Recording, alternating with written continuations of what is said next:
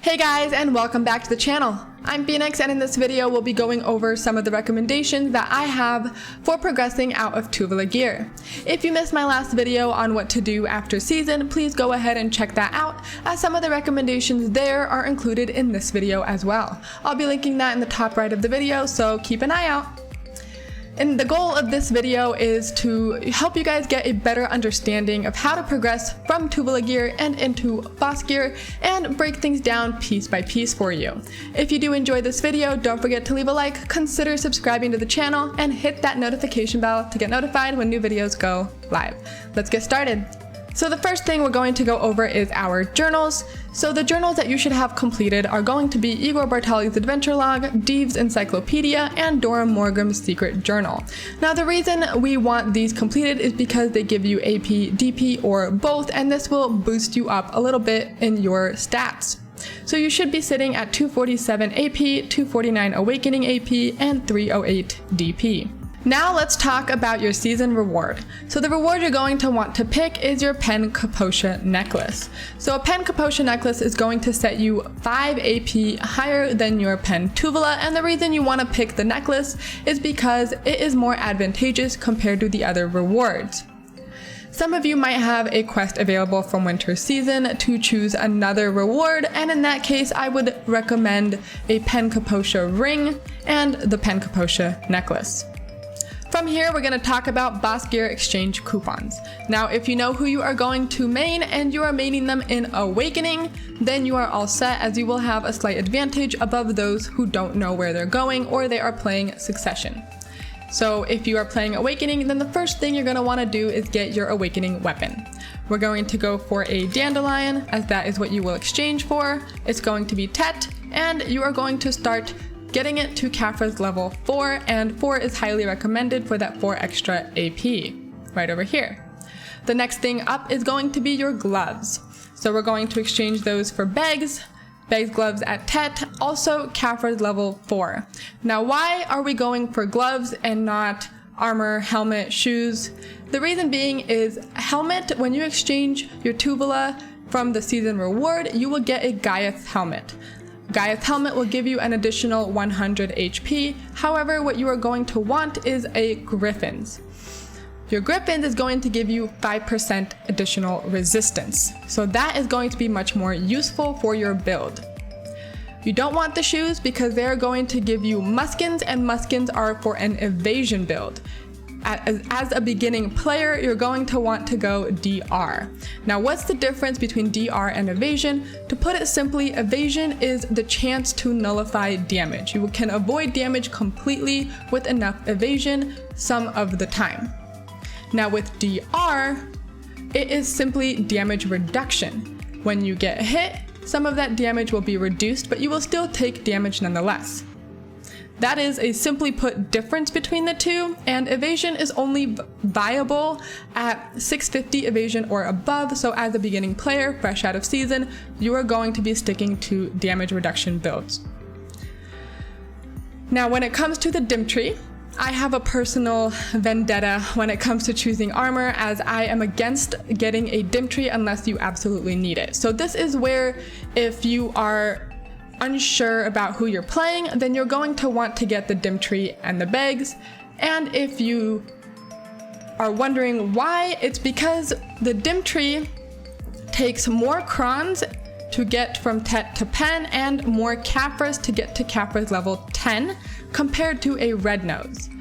Now both of these red nose and dim tree at Khafra's level 10 can be converted into a Fallen Gods, and Fallen Gods is the goal for your chess piece. Therefore, to save billions in Khafras and a ton of money in crons, I personally recommend people to go with the red nose. They're about the same price, but you will save more money with a red nose armor compared to a dim tree. Now the reason I said that if you main Awakening, it's going to be really good for you is because over here we are already at 258 AP, so we are only 3 AP away from the 261 bracket, and that is a huge bracket to hit. However, if you are going succession or you are unsure and you are going to pick a dim tree, it's okay. It will just take a little bit of extra time and resources to get you to that 261 bracket, as you are a whole 6 AP behind someone who went awakening. At this time, you should be starting or have already started the Pen Accessory Event Quest or Jatina's Daily. It will take you 35 days to get to Tet and about 2.5 bill at min price. I will put a link in the description down below to Grumpy Green, where it goes into much more detail about this Pen Accessory Event Quest. So feel free to check that out if you are a little bit confused. Now here I'm going to mention that if you did go for your armor and your gloves instead of a weapon and your gloves, then now would be a good time to start focusing on getting your respective weapon as a Tet boss gear and to get it to Khafra 4. Whether that be your succession or your awakening weapon, now is the time that you have finally picked a main. While you're working on that Pen Accessory Event Quest, you are going to start saving up money so that you can finally buy yourselves a Basilisk belt. So we're going to go with a Tet Basilisk belt, and this will put you at a glorious 261 AP in Awakening. With this AP, you should be able to grind Akhmins and Histria much better, and even Star's End for some classes, so go ahead and try out those spots once you've reached your 261. After the Basilisk, the next gear upgrade is going to be Urgons. So you're going to get your Urgons to Khafra's 4 as well, Tet Khafra's 4. And this is the point where you can decide whether or not to go for the Basilisk or the Urgons, depending on what you feel you are lacking in. If you feel you are lacking in damage, go for the Basilisk. If you feel like you want to have more survivability, go for the Urgons. The reason being is that each class is different. Some classes have more survivability, some classes output more damage, so it depends on who you are playing. But this is the progression that I would take. From here, if you went the Awakening route, this would be the time to get your Red Nose, your Tet Red Nose armor at, you guessed it, C4. You want all of your gear to eventually be at Khafra's level 4, as that is a good place where it is a lot of value for your AP or DP. After you've gotten your Red Nose, you are going to go for your Griffins.